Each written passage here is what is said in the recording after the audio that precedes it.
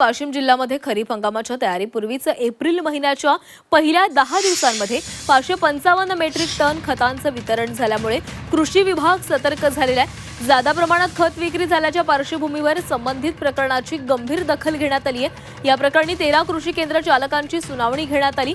सुनावणी दरम्यान 8 कृषी केंद्रांचे परवाने निलंबित करण्यात आले।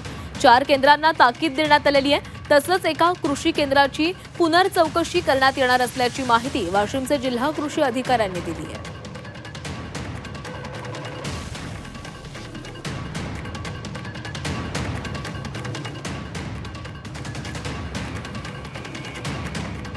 वाशिम जिल्ह्यामध्ये खरीप हंगामाच्या तयारीपूर्वीच एप्रिल महिन्याच्या पहिल्या 10 दिवसात 555 मेट्रिक टन खतांचं वितरण झालंय। त्यामुळे कृषी विभाग सतर्क झालाय।